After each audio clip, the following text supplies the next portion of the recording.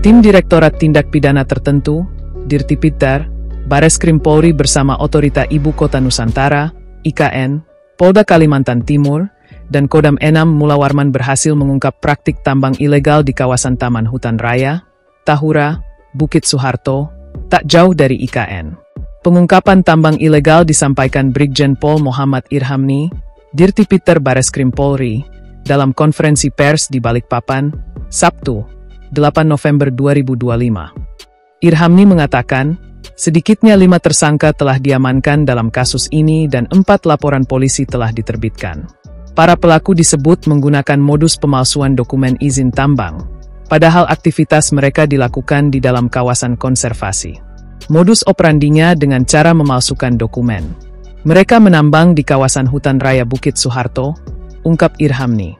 Dari hasil penyelidikan, polisi menemukan hasil tambang ilegal yang dikirim ke Surabaya menggunakan sekitar 4.000 kontainer, dengan nilai ekonomi mencapai 80 miliar rupiah. Selain itu, lahan seluas 300 hektare di kawasan Tahura Bukit Soeharto telah rusak akibat aktivitas tersebut.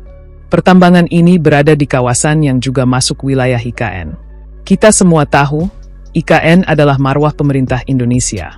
Kami berkomitmen melakukan penegakan hukum terhadap siapapun yang terlibat, tegasnya.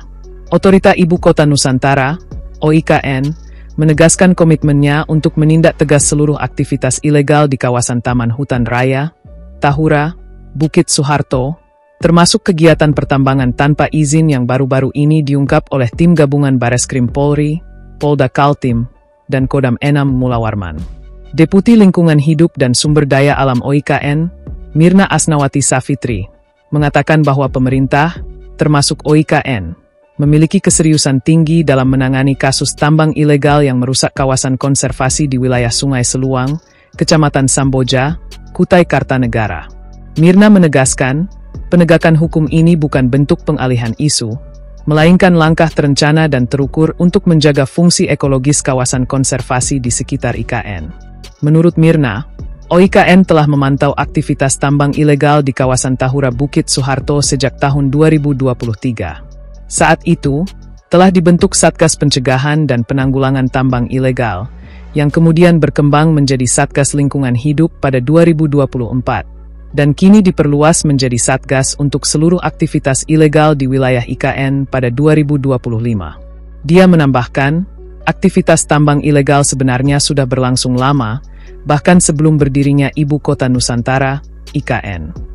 Namun sejak wilayah tersebut masuk dalam deliniasi kawasan IKN, otorita merasa bertanggung jawab untuk memulihkan fungsi konservasi di kawasan tersebut.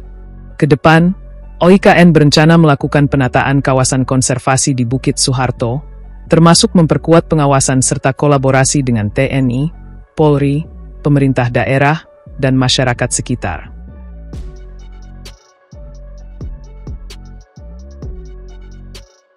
Download Tribun X sekarang, menghadirkan lokal menjadi Indonesia.